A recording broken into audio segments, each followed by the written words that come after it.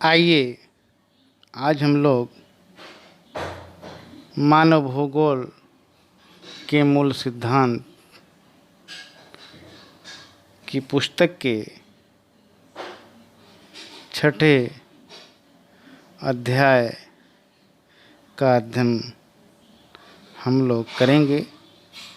छठा अध्याय है सेकेंडरी एक्टिविटीज, अर्थात द्वितीयक आर्थिक क्रियाएं या सेकेंडरी एक्टिविटीज। ठीक,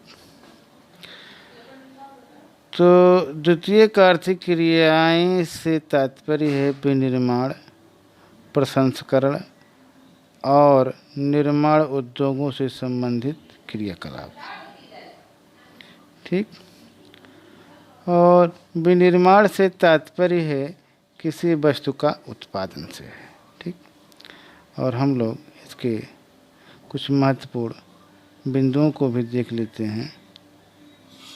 ठीक, जैसे आर्थिक क्रियाएं में प्राथमिक क्रिया, द्वितीयक क्रिया, तृतीयक क्रिया, चतुर्थक क्रिया, ये सब प्राथमिक क्रियाएं होती हैं। और विनिर्माण क्या है? विनिर्माण से तात्पर्य वस्तु का उत्पादन से है। ठीक, और इसके अब हम लोग एनसीईआरटी की जो पाठ्य पुस्तक है उसके प्रश्नों को देख लेते हैं, जो छोटे छोटे प्रश्न हैं। पहला प्रश्न है, निम्न में से कौन सा कथन असत्य है? तो खा उत्तर है, चीनी, सूती वस्त्र एवं वनस्पति तेल उद्योग स्वच्छंद उद्योग है। ठीक, अगला प्रश्न है कि निम्न में से कौन सी एक अर्थव्यवस्था में उत्पादन का स्वामित्व व्यक्तिगत होता है? तो इसका उत्तर है का पूंजीवाद। ठीक, तीसरा प्रश्न है, ध्यान दीजिएगा, तीसरा प्रश्न है, निम्न में से कौन सा एक प्रकार का उद्योग अन्य उद्योगों के लिए कच्चे माल का उत्पादन करता है? इसका उत्तर क्या है? आधारभूत उद्योग। चौथा प्रश्न है, निम्न में से कौन सा एक जोड़ा सही मेल खाता है? इस प्रकार से इसका उत्तर है घा है लौह इस्पात उद्योग, पीटर्सबर्ग, ये सही है। ठीक, अब हम लोग निम्नलिखित पर लगभग 30 शब्दों में टिप्पणी लिखिए। ये प्रश्न है, या इसको कह लीजिए लघुत्तरीय प्रश्नों में पूछा जाता है। और लघुत्तरीय प्रश्न में इसको देख लेते हैं। इसमें कई पॉइंट हैं, इसमें हम अति लघु में भी आ सकता है ये प्रश्न। जैसे उच्च प्रौद्योगिकी उद्योग से हम क्या समझते हैं? तो जिन उद्योगों में नई पीढ़ी उच्च कोटि की प्रौद्योगिकी का उपयोग करके उत्पादन करने में जुटी हैं, उन्हें उच्च प्रौद्योगिकी उद्योग कहते हैं। इन उद्योगों में उन्नत वैज्ञानिक एवं इंजीनियरिंग उत्पादों का निर्माण किया जाता है। आगे हम लोग विनिर्माण को देखते हैं। विनिर्माण का शाब्दिक अर्थ है हाथ से बनाना, अर्थात वस्तु का उत्पादन करना। इस्पात से मशीन तथा प्लास्टिक से खिलौने बनाना विनिर्माण ही है। विनिर्माण में सख्त के साधनों का प्रयोग करके बड़े पैमाने पर उत्पादन किया जाता है। अगला है, तीसरा प्रश्न है, इसे स्वच्छंद उद्योग। स्वच्छंद उद्योग से हम क्या समझते हैं? स्वच्छंद उद्योग वह उद्योग होते हैं जो व्यापक विविधता वाले स्थानों पर स्थित होते हैं। ये कच्चे माल पर निर्भर न होकर संगठन पूर्जों पर निर्भर करते हैं। इनमें कम श्रमिकों से प्रदूषण रहित उत्पादन किया जाता है। अब हम आगे देखेंगे लघुत्तरीय प्रश्न है कि प्राथमिक एवं द्वितीयक गतिविधियों में क्या अंतर है। प्राथमिक व्यवसायों से मानव को आर्थिक विकास के पथ पर आगे बढ़ने के लिए प्रेरित किया जाता है। प्राथमिक व्यवसाय का लक्ष्य पा जाने पर मानव ने अगला लक्ष्य द्वितीयक उद्योगों के विकास और उनमें दक्षता पाने का बताया है।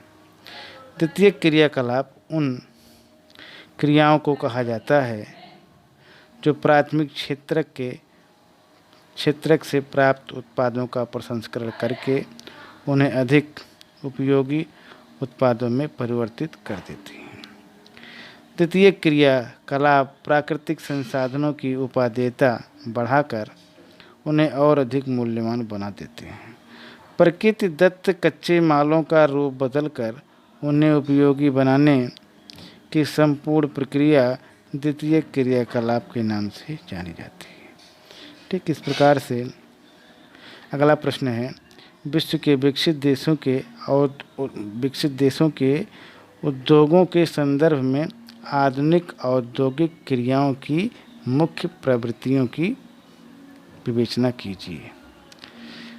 तो इस प्रकार से इसके उत्तर में हम देखते हैं कि विश्व के विकसित देशों के उद्योगों के संदर्भ में और आधुनिक औद्योगिक क्रियाओं का मुख्य प्रवृत्तियों की विवेचना।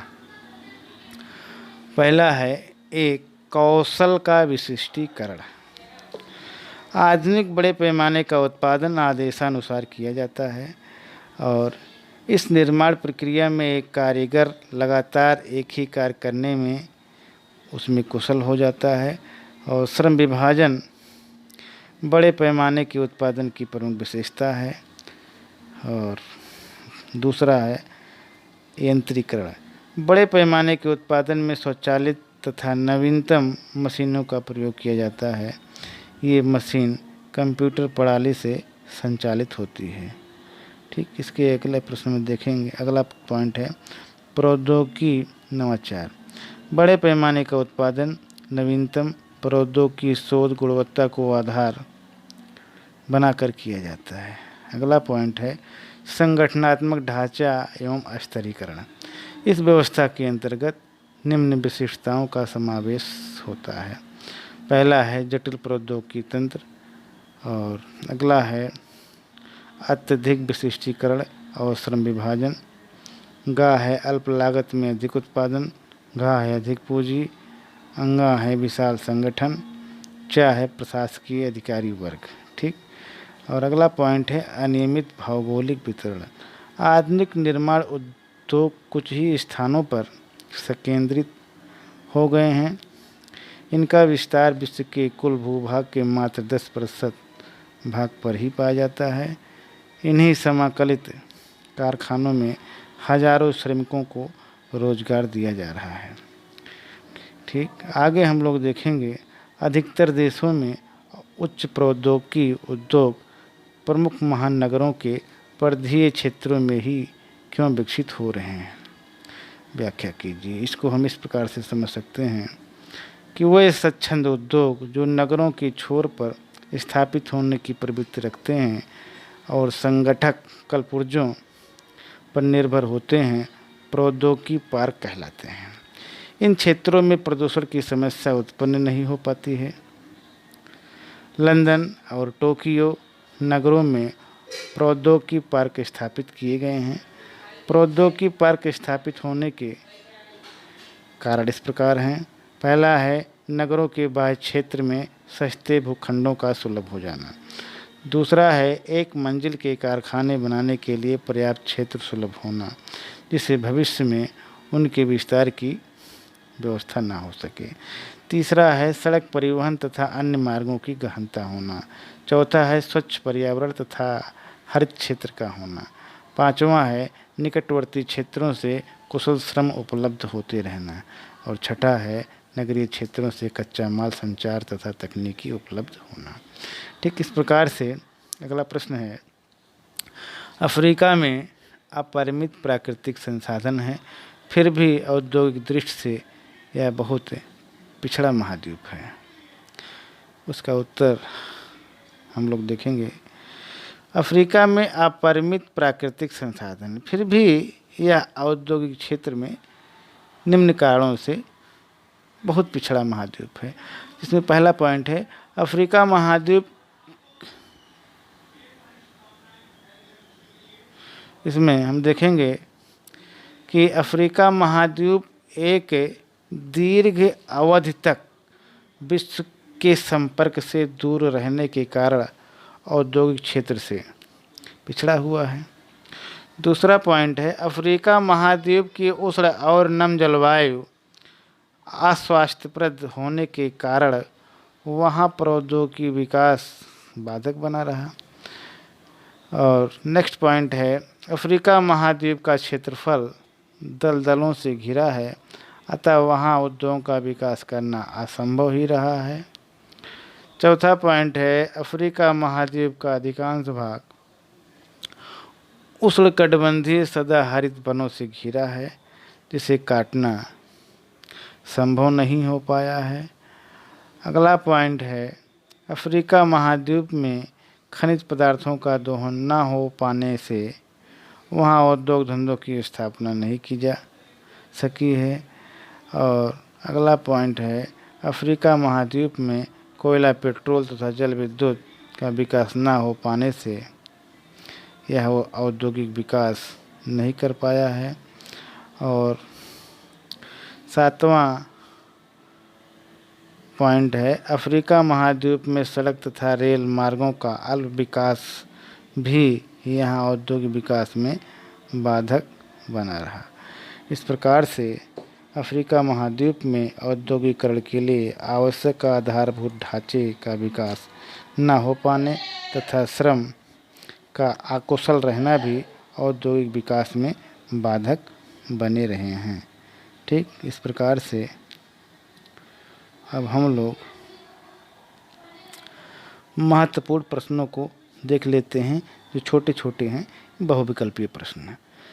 तो बहुविकल्पीय प्रश्नों में पहला प्रश्न है कि द्वितीय क्रियाएं निम्न में से किससे संबंधित हैं। द्वितीय क्रियाएं निम्न में से किससे संबंधित हैं? इसका उत्तर है पहले का घा।